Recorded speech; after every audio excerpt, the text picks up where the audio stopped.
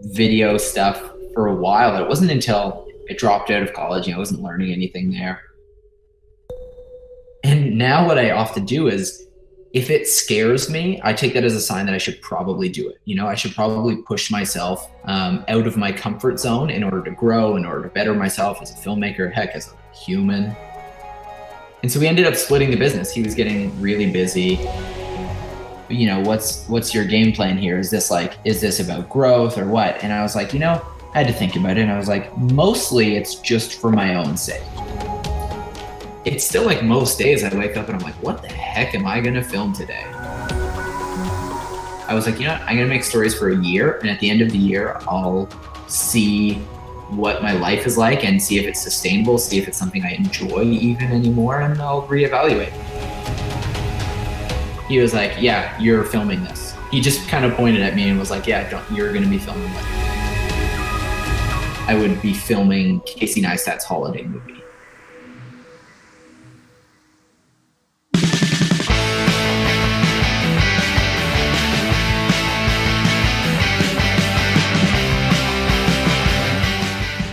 Welcome to another LTS Podcast, a show about YouTubers, vloggers, content creators, and the influences they are creating.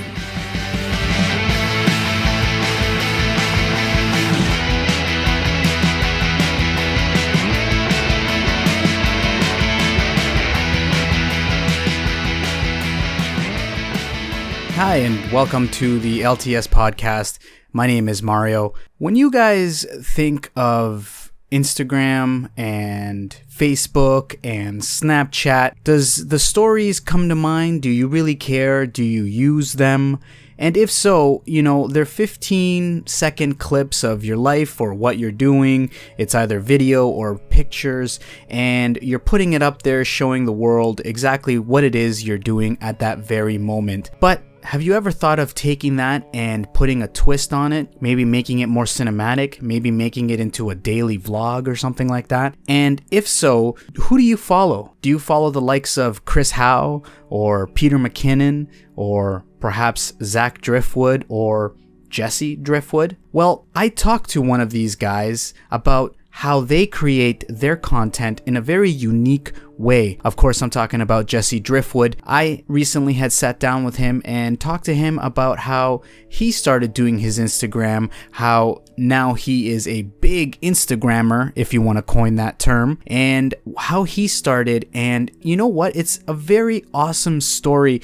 I started off real quick. I was a bit nervous, to be completely honest with you. He is a person that I follow and that I sort of take examples from when it comes to my content.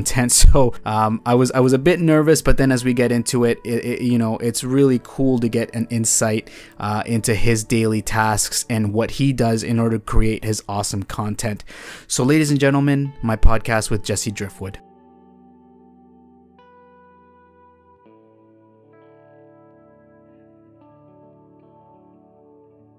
Let's start at the very, very beginning. I'm on your website, and I was reading some of your sort of little biography there, and then I also saw another video with a friend of yours that I forget his name, but he was talking Chris to. Howe? Yeah, no, not Chris. Chris. It was with Kevin. The burrito. Yeah. I spilled my chicken all over the ground. Yeah. So it's kind of like that, but I guess in a more in-depth view about, because I'm certainly one of those people that wanted to get into photography and videography and learning from such people as yourself or Chris Howe. But let's take it back to the very beginning and get to know Jesse. I see that you were raised in Newmarket, which is a town too familiar to me because I have family that lives in Newmarket. Oh, really? Yeah, I do. I actually lived there for about 3 months because I worked in Honda in Alliston. Yeah, so that was way back in the day. So let's get to know you, Jesse, a little bit better for those who do not know who you are. Yeah. So I grew up in Newmarket. It's not a super exciting town. It's just, it's a suburb. It's a little outside of Toronto, so it's got a lot of people that live there and commute to Toronto for work, that kind of thing. But It's also an older town, so it's got like a nice old downtown area and a nice little, we call it a lake, but it's a pond, it's a good, wholesome place to grow up. I've got no qualms with Newmarket. My mother was a photographer, not by trade, but it was always kind of a passion and hobby of hers. So even as like a toddler, I was getting tagged along to her camera club. So they'd go on these photography hikes, and she couldn't get childcare for me, and my sister, I guess, was in school. So I would just tag along with her and her friends on these kind of nature walks to do some photography. And she was quite good. I mean, like, I still go through some of her old photo albums because it was all film, and we'll go through her photos, and I'm just still frequently impressed by, the things she was able to capture on film, no less. So, I've always had like a bit of that, like, photography in me. I don't know if it's in my blood, but it was certainly in my upbringing. And then, as I'm growing up, 12, 13, skateboarding just becomes my entire life, because I'm a 13-year-old suburban boy. What else do you do besides, I don't know, play hockey or skateboard, right? Right. And part of being in skateboard culture is, filming yourself, taking photos of yourself or you and your friends, just making little videos. And part of it's just documenting, look at this new trick I learned, and showing it to your friends, that kind of thing. And part of it's imitating the pros because they're all putting out videos. So you feel like you should, do that, or you're making a sponsor me tape. But that's how I really got into video, was just filming me and my friends skateboarding on these horrible old video cameras that also belong to my mom. And that's kind of the beginnings of my photo and video, is skateboarding and my mom. It was very interesting that you mentioned your mom's equipment. So what year are we talking about here? Like early to late 90s? Yeah, this would be like, I mean, when I started getting into skateboarding, this would be like late 90s, maybe even early 2000s. I'm trying to think when I would have started trying to like take her cameras to film. But even as a kid, we would try and make movies on her like VHS camcorder, just like me and my friends being dumb and seeing if we could climb the walls or whatever. And did you guys edit any of these videos, or did you post them any? I don't know, like, yeah, once back there. Once skateboarding, like once we were filming more of the skateboarding stuff, I don't remember who had the first computer that we would try to edit on, but there was this one moment where I had this song and it starts with this just like 4/4 drum beat, like, and I remember like it was me trying to jump down the set of stairs, and I fall the first time, and by fluke, the next shot was me running back up the stairs to try it again, and running up the stairs was actually like perfectly on beat with the music. It wasn't intentional, but that was the first time it clicked for me. I was like, whoa, editing is cool. I had just never known that. I thought you just put music so people didn't get bored. But I kind of realized there, I was like, oh, there's kind of a marriage between the visuals and the audio. And I certainly wasn't good at it after that, but I was at least aware that video editing was kind of its art in its own. It wasn't just about like, here are the clips where I landed or where I fell down and it looked funny and let's put music behind it. But, it could kind of be its own art form. And I'm really lucky, actually. Skateboarding culture, there's a lot of artistry that went into these, both, higher end pro videos that came out, and like our local skate shops, they would put out their own videos. And they were always really interesting. It was like a mix of skateboarding and Super 8mm film of like friends hanging out and that kind of stuff. So everyone tried to put their own spin and kind of look into their skate videos. So I think that probably influenced me more than I even realized. And did you continue this throughout like high school, or did you put away the camera and just concentrate on skateboarding, or did you kind of tag it along? Well, I mean, part of it was that I was always good at skateboarding, but I wasn't as good as my friends. For the most part, I ended up working at a skate park and that kind of stuff. But when I realized, there's definitely no career for me in skateboarding, I would focus more on the video aspects of it. I could tag along and do a bit of filming, that kind of stuff. So always filming for fun, in high school, never trying to do anything with it besides just making silly skateboard or even snowboard videos just to put on. I don't know. I guess Facebook wasn't around. What did we do with it? I don't know what we did with these videos. It'd be really interesting to see some of them if you still have them around. There's a few of them that I've been trying to track down. Just me and my friends cannot figure out who would have a copy, which is really unfortunate. But there's one old snowboard video that I found on YouTube from like a decade ago. I should try and find it again. But yeah, once I left high school, I went to college for communications and media, and I kind of didn't keep pursuing video stuff for a while. It wasn't until I dropped out of college, I wasn't learning anything there. Not because you don't learn things at college, because my choice of college was pitiful. I'm not going to throw anyone under the bus, but the program I was in basically got shut down after that year. Okay. So yeah, that wasn't working out, and I decided to travel. And so it was in traveling, I kind of picked up a new video camera and was like, I could make these little travel videos, which is funny because I didn't realize this was maybe 2006, maybe 2007. I don't even remember.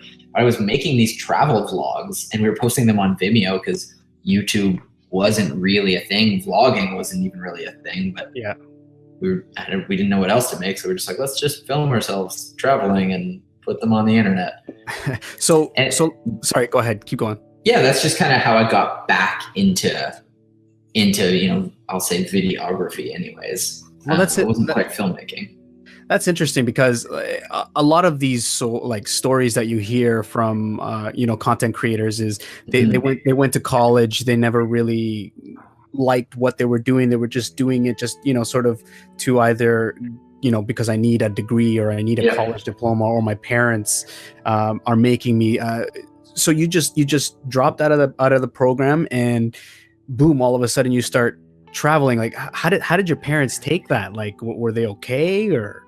Yeah, my parents, I think they've always known that I didn't quite fit the mold that maybe my sister did. She was always an academic. She was always really good at school. She did like a double major in university and finished like a year early and spent her summers like teaching Spanish to Spanish kids in Spain.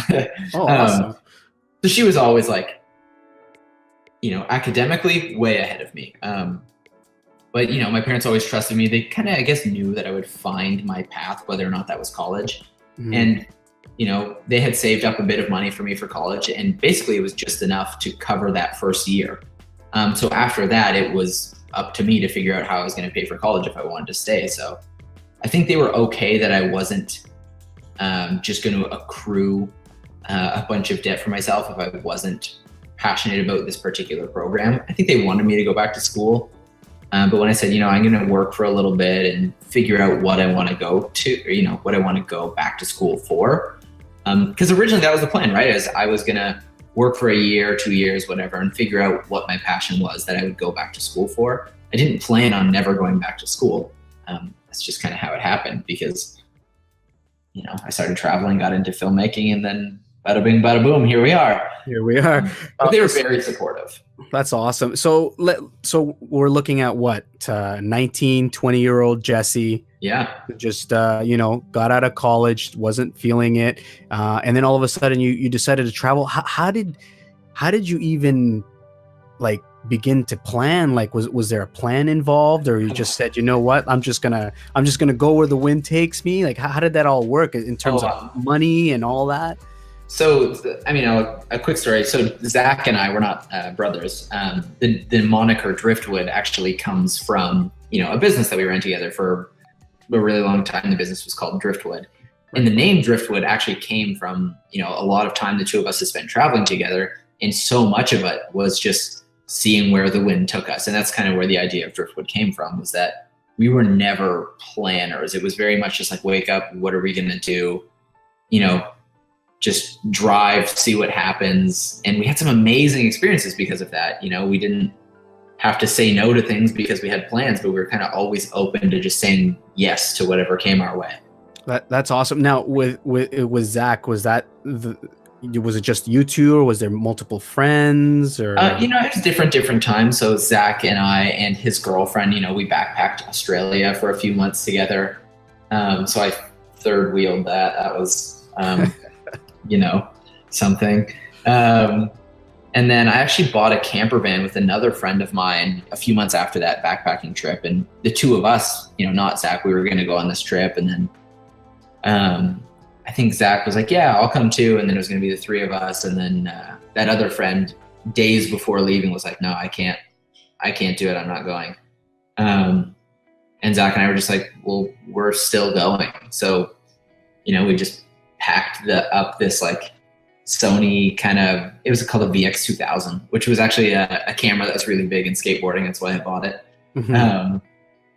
We kind of just like packed our bags and hopped in the van and started driving. We knew we had a friend up in Thunder Bay that we would contact, but we were so unprepared that we didn't contact him until we were in Thunder Bay and said like, surprise, we're here. And he's like, I'm in Winnipeg right now. I can't help you out. But he ended up saying like, you know what, my parents, they've got a cottage nearby and there's like a key. They'll let you in and just stay as long as you need. And then just lock up when you leave and be on your way. So a lot of our trip was that, we'd play it by ear as we went. And sometimes we ended up in cool cabins on the water in Northern Ontario. And sometimes we ended up eating out of dumpsters. That's awesome.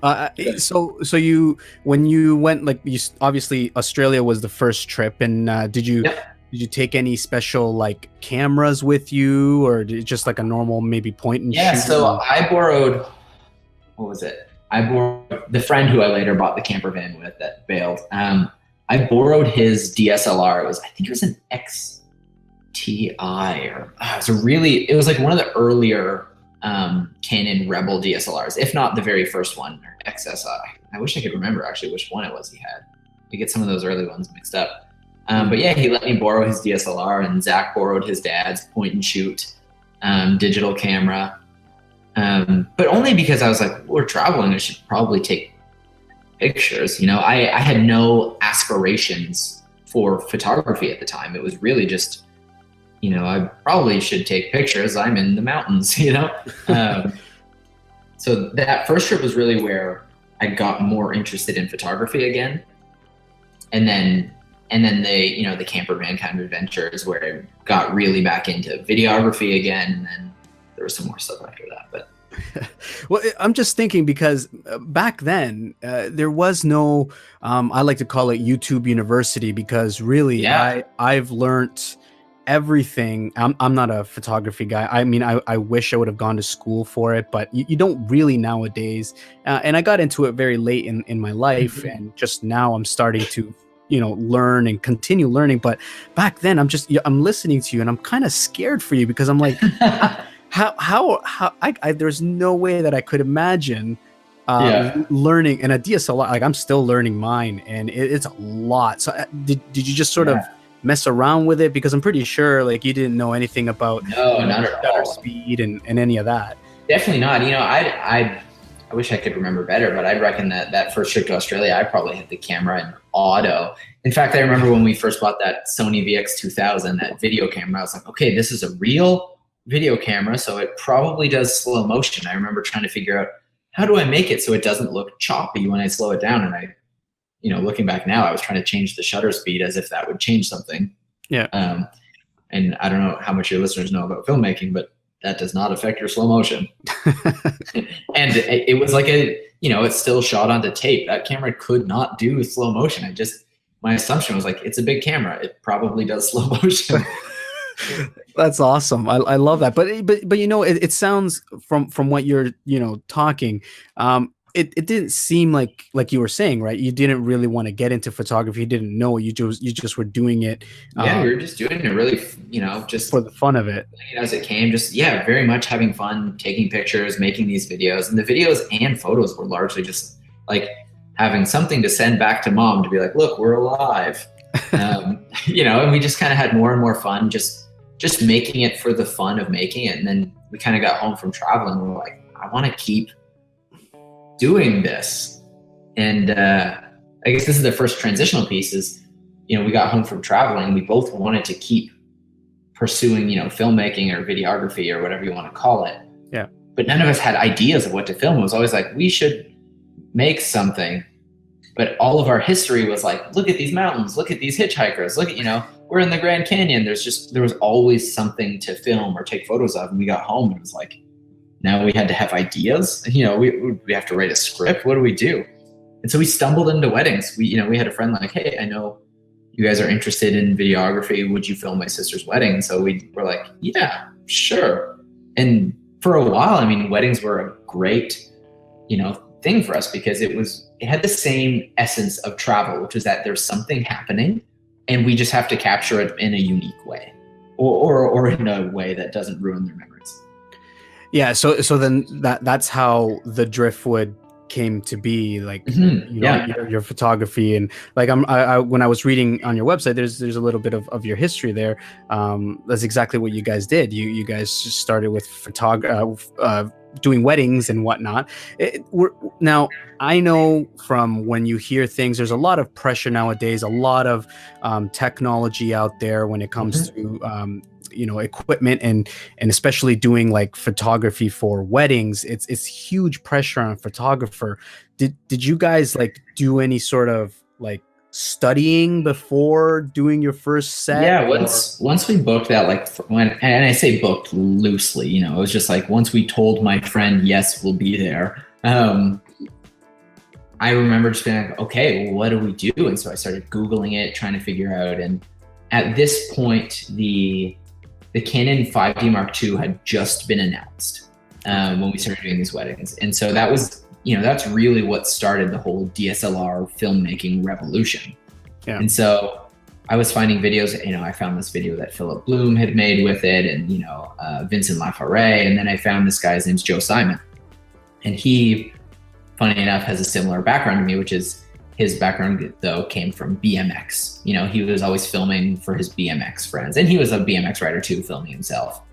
And he also took to weddings as a way to just make an income, but also use his background of a BMX editor and filmmaker to kind of make something a bit more unique, a bit more interesting. And so he really took to the DSLRs really quickly. And I found, one wedding that he had made, and it blew me away. Because I was a bit nervous to do a wedding because I was like, well, I don't really know what we're going to do. And then I saw that. I was like, a wedding can be cool. You can make a really interesting, like entertaining, engaging, emotional video. And I just started like studying, and he only had a handful of them online because it was so new, and just studying those. And I was lucky enough that we found those before having filmed our first one. So even though I'm still quasi embarrassed of our first wedding, I really don't think it's that terrible. And I attribute that to two things. One is, we had done some research beforehand, getting some ideas, what to film, how to film it, that thing. And then also, I think I had developed a bit of a taste for video editing, a palette, so to speak, from my life of skateboarding and marrying footage to music. So I think that really gave me a bit of a head start as to what an edit should feel like. And, we edited to some horrid country song that the couple wanted, and there's some cheesy shots that I wouldn't do now. But all in all, it's not a thing I would shy away from showing someone to be like, look, I made this 10 years ago, sue me. Yeah, it's like a learning experience. I think there was a video Peter McKinnon recently did where he goes through his photography and he, he's not afraid to display it because he's like, I was learning and this is how I learned. So I like that, and it sort of makes you more humble and appreciative of your work now. So when you were doing that, did you guys do any sort of formal training or education, or did you just continue on? No, I mean, we just continued on. We did 3 weddings for friends' sisters that summer, and then later in the summer I shot my own sister's wedding, and he shot his sister's wedding in Mexico. It was a lot of sisters going on that first year. But there was 5 weddings I think we did, for virtually or no money. But it was a lot of practice. And by the end of that, we had a much better idea of what to look out for, what to do, what not to do, that kind of thing. And then we had kind of set ourselves up to actually be able to charge some money for the next year. And most of our learning has very much just been, trial and error, just rinse and repeat, do it again, keep doing it. As the years went on, eventually, I would do an online course through, not Skillshare. I haven't done one with Skillshare. I can't even remember what the website was. They had hosted some wedding videography course, and, I'd pay $50 or whatever and take it and pick up a little bit of information here or there. But most of it's really just been, trial and error, just rinse and repeat. Yeah. I love that, because it makes me I feel a lot better, because there is times where I'm afraid to go out there. Like, for example, I'll give you an example here. When I had recently bought my DSLR back in the summer of last year, I went out for a walk in my neighborhood here, and there's a skate park right by the high school where I used to go to. And there were some teenagers there and some kids skateboarding, and I really I know you could take some really awesome shots of skateboarders. And I obviously I did some of my homework on YouTube University, but I was so shied out. And mind you too, nowadays you don't know, right? People could be saying, oh, look, that guy's a creeper, or he's taking pictures of my kids. And so I kind of shone away from it, and I walked away. But I regret it, because if I just would have taken the time and the confidence to explain myself, and I like hearing how you just went out there and you did it, and as you went along you learned. So it makes me feel a lot better, and I'm pretty sure all you listeners out there just take it and pick up a camera and just go out and do your thing, because that's absolutely. I think part of the misconception a lot of people have is I feel really nervous. I don't know if this is what I want to do, and so they don't put themselves out there, and they see other people that do put themselves out there, and they assume, well, they probably didn't feel the same anxiety or the same self-consciousness or whatever it is. That's not true. I mean, I was especially that first year, every wedding, I was terrified at the beginning of the day. I was like, oh no, should I even book this? I mean, to this day, I still will have someone approach me do you want to do this job or whatever? And now what I often do is, if it scares me, I take that as a sign that I should probably do it. I should probably push myself out of my comfort zone in order to grow, in order to better myself as a filmmaker, heck, as a human. But that feeling, well, in certain areas, for me, a wedding doesn't frighten me nearly as much as it once did. But there are other things about filmmaking. I still don't love filming myself in public for these Instagram stories. It still feels weird and uncomfortable, and sometimes I don't. And then an hour later, I'm near none of those people that were near me, and they'll never remember me. I'm like, I should have just done it. I should have just gone for it. It doesn't matter. Yeah, I like that story about how you said you're afraid if somebody were to come and offer you something, and you're like, that's a good sign, because there's towards the end, there's one of the major things that I wanted to talk to you about later on. So we'll get back to that one. But so you sort of, nice segue into now you guys are booking, weddings, doing your thing, your business is picking up. But then really, when I sort of found you out, last year when it came to Peter McKinnon and your Instagram, how did you get introduced to Instagram, and how did that all develop? Yeah, so I mean, it's probably 4 years into our wedding business. Zach got really into, Instagram was still pretty new, and he kind of started developing a passion for photography, and it was because of Instagram, because at that point we were just doing wedding videos, and the only reason we got into photography is, well, we owned these DSLRs, and apparently they're good at photography, they can take nice pictures.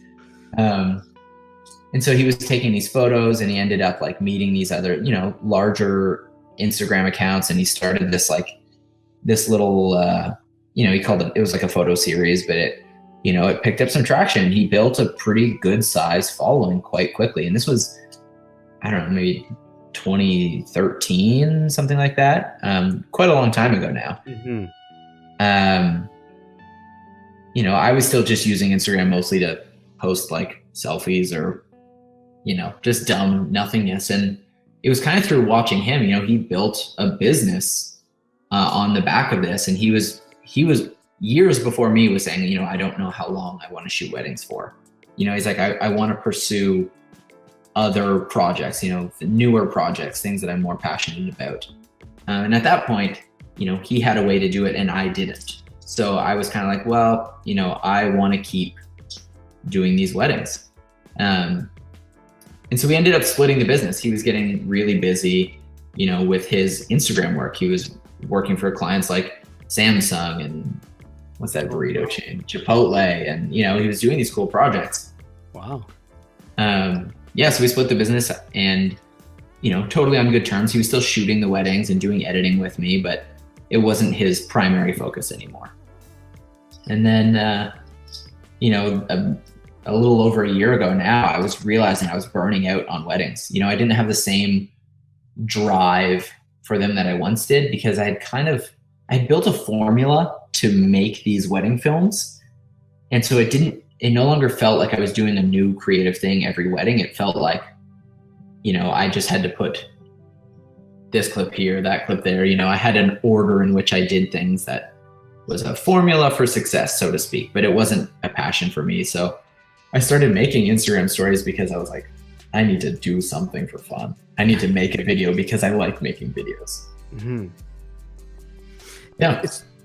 That's awesome. So you got into the Instagram stories and so like at this point in time, like did you know Peter, like, or did he reach out to you? No, I've known Peter for years, actually. He sold me my first camera, my first DSLR. So he also grew up in Newmarket. He worked at the local Henry's camera store.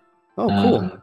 Yeah, and Zach and I would go in there, you know, probably 3 times a week just to talk to someone about cameras and just geek out and be like, what about this camera? What about this camera? What about this lens? And we just got to know Peter pretty well. And yeah, we just stayed in contact over the years. And, you know, for the past decade, you know, it was only, you know, a couple times a year we would meet up and shoot a project together. Peter and I shot a bunch of weddings together. So we've just known each other for a really long time.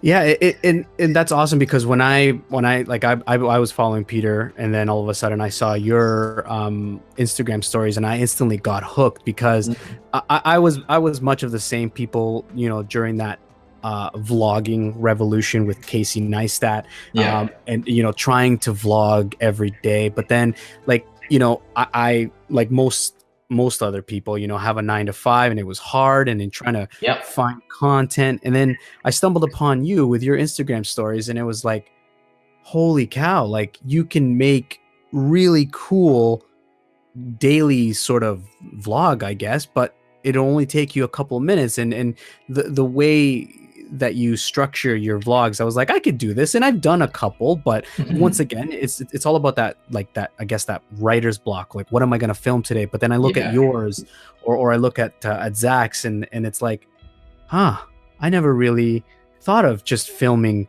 myself making coffee or something like that, you know? So how, like, did all of a sudden you just like, because that's relatively still new, making Instagram stories. There's not a lot of people that do it the way you do. I mean, obviously there's more now, but there's just all of a sudden it just dinged in and like you started doing Instagram because there was Snapchat was there. Yeah, I actually never used Snapchat. I think I technically have an account that I've never used. I don't think I've ever posted a snap. Is that what you call them? I don't know. I think so. Yeah, you call them. I mean, it kind of started was like a few years ago. I went to Singapore twice with my wife and child. We were visiting her parents. And I had this little point and shoot that I was using, and I was just filming clips just here and there because I was like, same thing. I just want to remember this. I just want to have these. And so I would throw them all in a timeline in Final Cut and just trim off the beginnings and ends. It was very much just like shot, laugh, shot, food, shot, walking, you know, just compilations of things that I actually just put on Facebook. It wasn't even going to YouTube or anything. I was just like, yeah, I'm going to want to remember these. This is our trip so far. But that was around the time that I found Casey Neistat. And I was like, whoa, I could make these cooler. And so the second time we went back, I put a little bit more effort into them. Same thing though, is like, these are basically just going to go to Facebook. And my wife she knew I had this, you know, that I really liked Casey's videos. And she was like, you know, I know you're kind of sick of doing these weddings. She's like, I think you could do what he does. And she's like, well, like you couldn't not what he does, but she's like, you could do your version of what he does. Like, I think you could become like, essentially what she was saying was a content creator, but she didn't, have the language for it at the time. So I got home and I wanted to be making more of these now YouTube videos. So I posted all the Singapore videos onto YouTube, and funnily enough, 2 years later, one of the videos like a week ago just started blowing up. Like it's at like 350,000 views. Nice. I just like out of nowhere. I don't know. It just got caught into the suggested video sphere. Anyways, and I was like, I want to make more of these. I just want to be creative for fun. So I made that a goal, but I was like, I don't have time to make YouTube videos. So I was like, you know what? Every day I need to take a picture or shoot a time lapse or do something. But I didn't have a platform to put those things that I was making. I didn't have anywhere to put my time lapses. So I'd just make it and then delete it. And then eventually I just stopped doing it. So when Instagram stories came out, I just thought like, oh, this is great. This is a place where I can just force myself to make something every day and put it on here. And I was just remembering the other day, my first one wasn't even an edited video. My first one was when I learned that you could upload videos, which is, in the first week or so.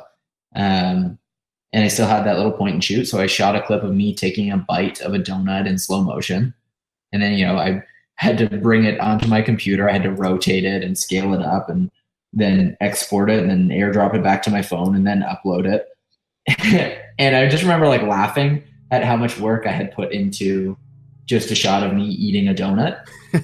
Which, I mean, the amount of work that was obviously pales in comparison to what I do now, but right. I had a lot of fun. I was like, oh, this could be a cool place to just actually use all this camera gear that I have purchased because of shooting weddings that I only use for weddings. I never take them out just for fun. So I was like, why don't I start using them for fun?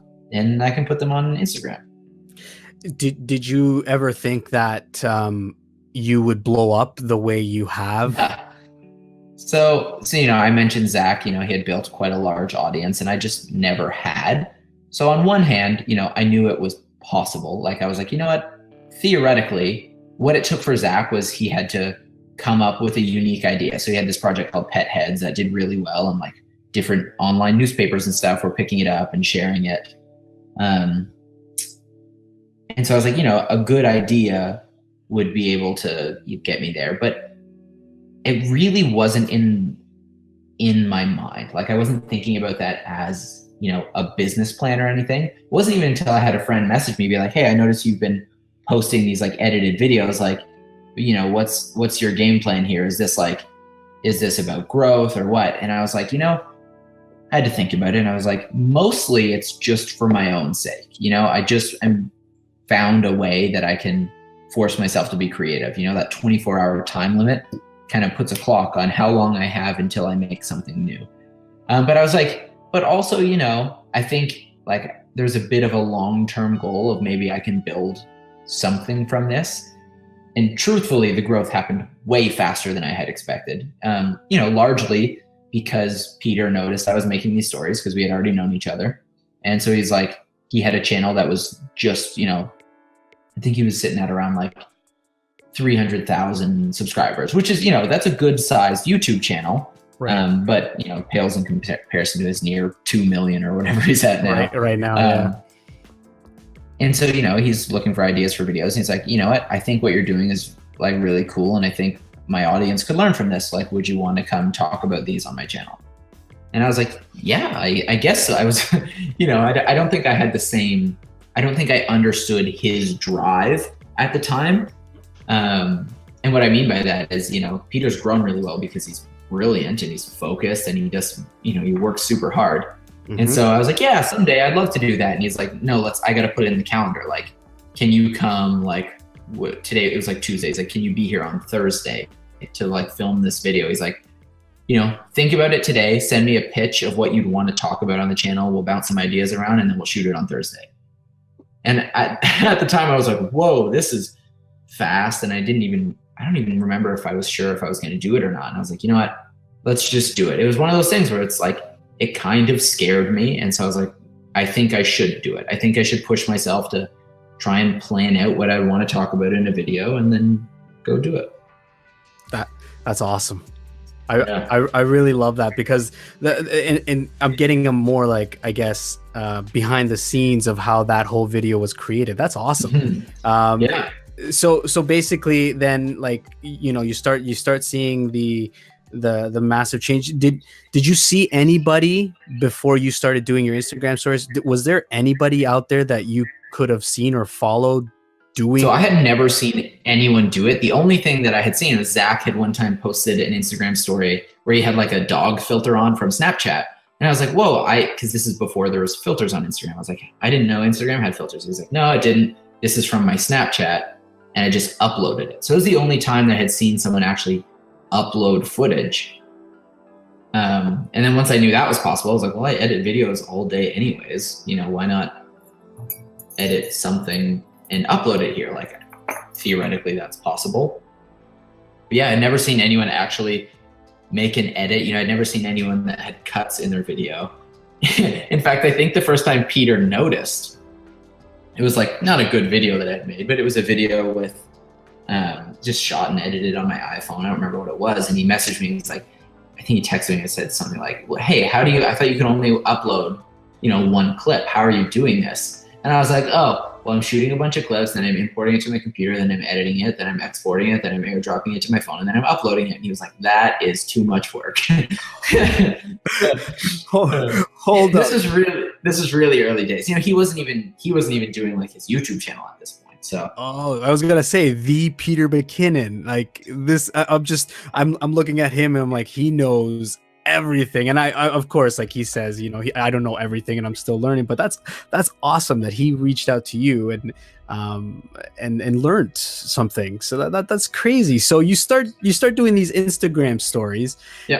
And you know, I could honestly say you're probably the biggest Instagram story-er, I guess, or Instagrammer there is. And like it sort of started blowing up. Like did the opportunity sort of start flowing after that? Oh yeah, very much so. I mean, where are we at? End of February. Like right now, it looks like I'm traveling every 2 weeks. Like because of Instagram stories, like I'm going to South by Southwest at the beginning of March in Austin, Texas. And then the end of March, I'm in New York for this film festival. And then, you know, Hawaii was partially because of this. You know, I was able to film Casey Neistat's holiday video because of Instagram stories, right? Like, you know, all of it came from this. And it was kind of like, you know, when I was saying those early days of travel, it was very much just like go with the flow. I didn't necessarily have a plan, but I was open to saying yes to things. You know, stories was very much that. You know, I wasn't planning. I could never in my wildest dreams have imagined that from, you know, the day that I uploaded my first Instagram story, that a year from then I would be filming Casey Neistat's holiday movie. You know, like that. I couldn't have possibly imagined or planned something that big, but you know, a year of saying yes and trying to collaborate with people and just like enjoying it, you know, because I still do these Instagram stories because I like doing it. I do like trying to find something to make. You know, unfortunately, I had an idea of a video I was going to make today. So I packed my bag, I hopped on my one wheel and I rode down to the bayfront in town because it's a beautiful day out today. You know, didn't feel like winter. I was like, I'm going to go make a video at the bayfront. There'll be birds and families. And then I got there and I opened my bag and I was like, I didn't bring a camera. I filled my bag full of lenses and no camera body. Oh man. But did you have your phone at least, or? Yeah, I had my phone. So I just like filmed myself for like a couple little things. Cause I'm going to this. Oh yeah. Like tomorrow I'm meeting Gary Vaynerchuk. No. Oh, yeah. I want to go to that, but.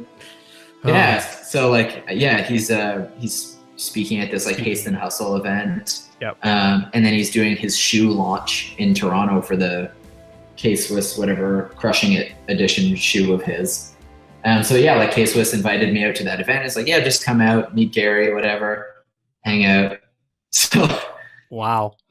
Yeah. So I'm just, you know, all I filmed was me just like announcing like, hey, if you're in Toronto, like come hang out tomorrow.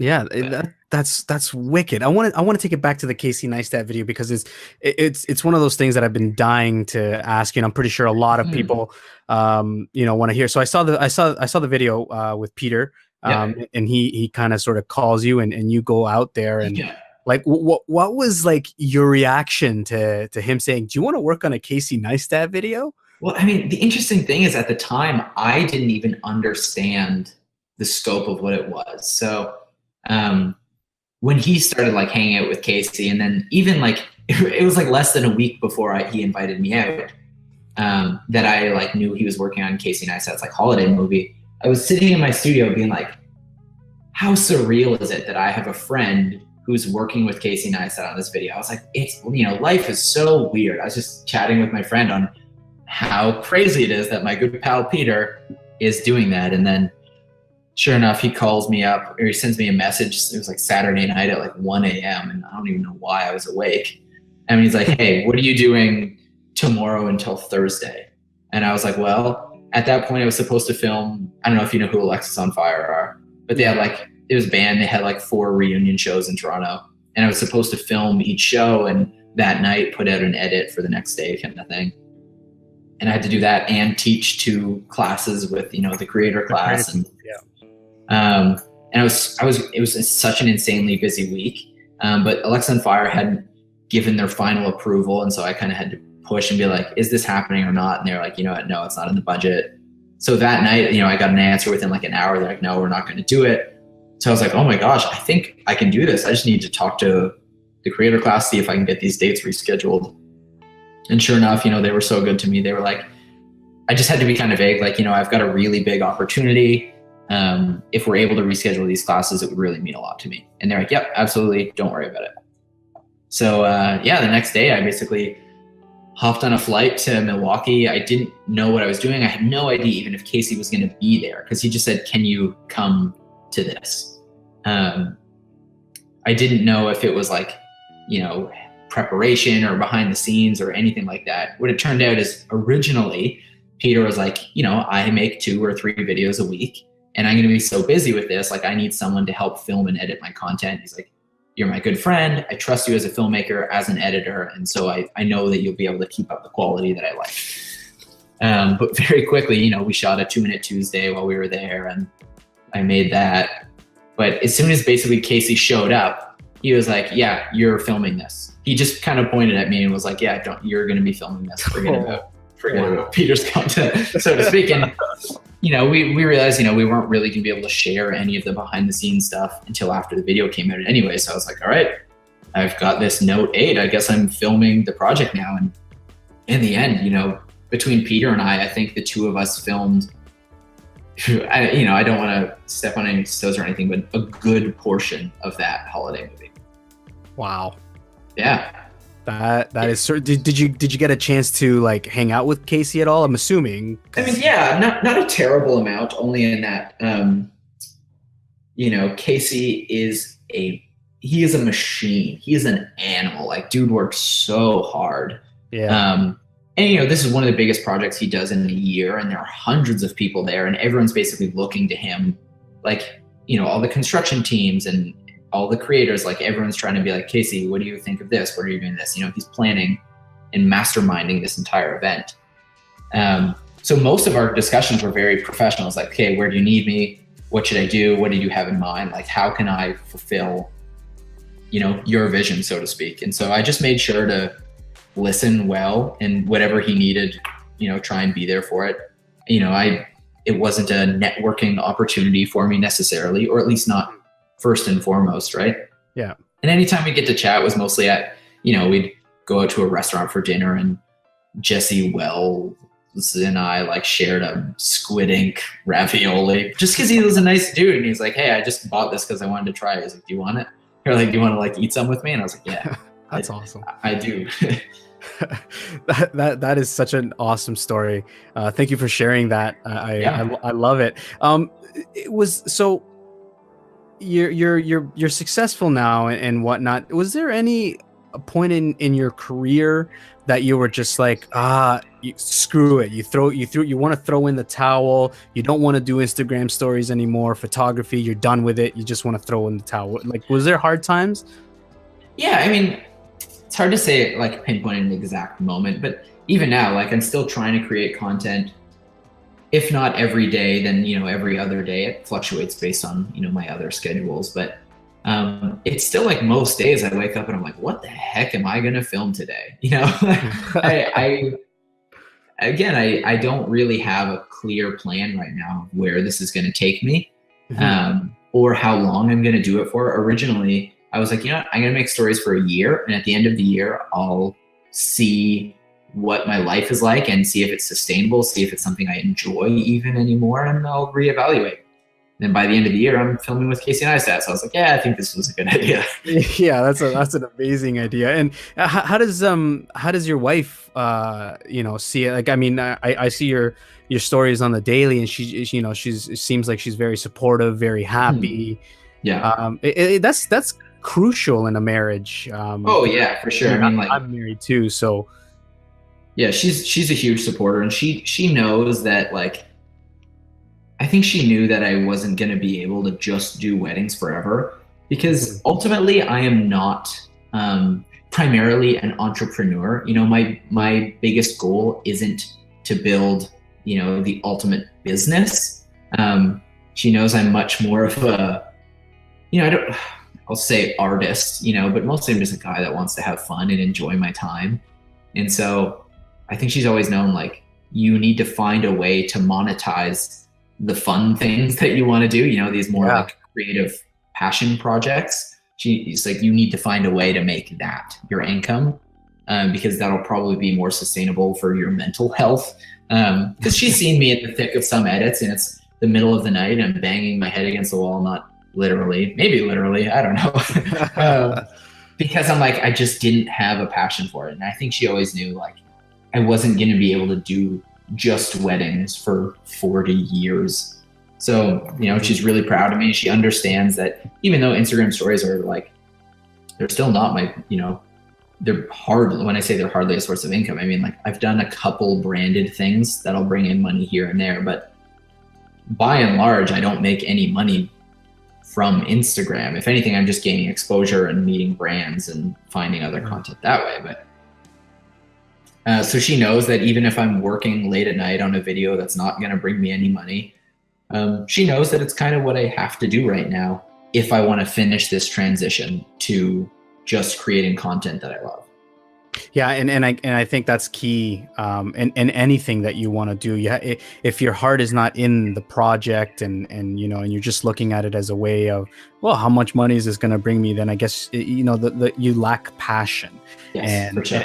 And I see it in your Instagram stories and your work, and it really just seems like a cool dude just wanting to do whatever he likes to do, and that to me is very inspiring.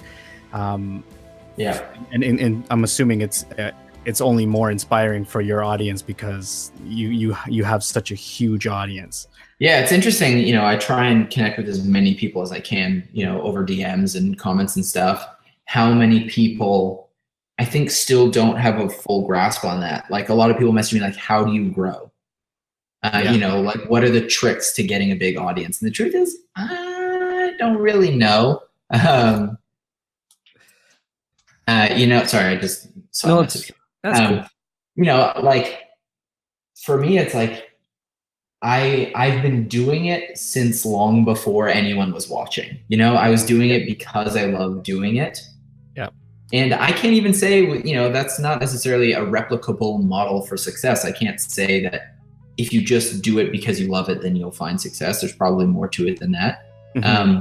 But I still think there's an element of, like, you do have to do it because you love it and do it before anyone's paying attention, Yeah. I even get messages, people saying like, oh man, if only I had your audience, then I would make cool videos. And it's like, no, you wouldn't, Yeah. You wouldn't, because if you're not doing it now, you won't do it then. Like, you have to build, whether it's the work ethic or the drive or the passion, whatever it is, you have to have that before anyone's going to watch. Yeah, well, I'm certainly grateful that you answered my DMs because I love it. So what's next for Jesse Driftwood? Yeah, so this is I'm in a very transitional year right now. So I have a couple of weddings still that I have to shoot this year that I booked, a long time ago. Sometimes you're booking a year and a half, 2 years out. Mm-hmm. But over the past 8 months, I've said, you know what, I'm going to stop booking weddings. So, I'm turning away all the weddings that are coming in or sending them off to friends or just saying I'm booked, because essentially I am. So I'm transitioning now to making my social content my full-time income, my way of supporting my wife and my child and our mortgage. And then, I've still got a handful of other projects, weddings and whatnot that I'm working on the edits for. And then once those are done, I'll actually start migrating a little bit of that time over to YouTube. I haven't planned on stopping making Instagram stories or anything like that, but I'm curious to see what my skill set and my energy and stuff, what that looks like in a different format. What does it look like to be a little bit longer form, instead of a minute? What does it look like if I make 4 or 5 minutes? Again, not entirely a business plan so much as I want to try something new. I want to go make more content for myself for fun. I have a lot of things that I want to talk about. Some of them filmmaking, some of them I'll say philosophical, only in that in the way that I say you have to make things because you love making them. It's more of a lifestyle thing, so to speak. Anyways, things that I want to talk about that Instagram story, the platform just doesn't really work well for, because you don't have time to talk in a 15-second video, right? If you try and talk, the timer runs up and you can't put it in a video anymore. So I'm loving what I'm hearing about bringing it over to YouTube, because I'm a subscriber, and I'm pretty sure you got tons of subscribers that are just waiting to get your stories out there. So I'm glad. I can't wait for that. Just quickly then, just before we wrap things up, what do you say to those and kids and just anybody in general wanting to start something along the lines of photography or videography or Instagram, and what advice would you give to those people? The best advice is just to do it. Start with anything. Start if you've got a cell phone, or if your mom has a cell phone, right? Borrow it if you have to. Try and make something, and the ultimate goal isn't to make the best work out there. When people message me and say hey, watch my video, is it good or bad? And I'm it doesn't matter if it's good or bad. All that really matters is that you're going in the right direction. Is it better than the thing you made a month ago? If so, you're on the path to success. So just start. If that's making a video of you making coffee, or if you hate coffee and you're 8 years old and you have a fidget spinner, try and make a video of you with a fidget spinner. I don't know. Are fidget spinners still relevant? I've got 2 of them. So whatever it is, Zach and I, we had this apartment together, and we were filming some weddings, and we would always say we need to do something just for fun. Never knew what. We had a friend come over. We literally made a puppet show video. We just got a bunch of stuffed animals from closets and stuff, and filmed the puppet video, and I don't remember what we called it. And then after that, we shot slow motion. It was 60 frames a second, just throwing a bucket of water on a friend. There was no coherence to what this video was, but it was experimentation, and it was playing. And essentially we've done that for the last 8-10 years. It's just try something, see how it goes, learn a couple lessons, do it again. That's awesome. Jesse, I would love to say thank you very much for coming on and taking time out of your busy schedule once again to speak with me and to just have a cool chat, give us some insight into the mind of Jesse Driftwood. So I really do appreciate it, Jesse. That was Jesse Driftwood on the LTS podcast. I'd like to give a big thank you to Jesse for coming on the podcast and taking some of his busy time to come and chat with me about his creative content and how he does his thing. It's very interesting to note about how outgoing and easygoing Jesse is. He started doing this just out of love for what he does. And what I love and respect the most is that he said that he didn't have a business plan, or he didn't have some sort of plan put together of how he's going to do what he does. And that's awesome because it just blew up for him in such a good way, and he's a positive guy and just a very down-to-earth guy, and I thank him so much for being on the podcast. If you want to check out Jesse on his Instagram, which is his biggest page, he just has over 80,000 followers. You can follow him at Jesse Driftwood. Follow him on Twitter as well, at Jesse Driftwood. And if you want to check out his wedding photography and business with Zach Driftwood, you can check them out at thedriftwood.ca. Once again, Jesse, thank you so much for being on the podcast. I appreciate it. That has been another LTS podcast. My name is Mario. Until the next one.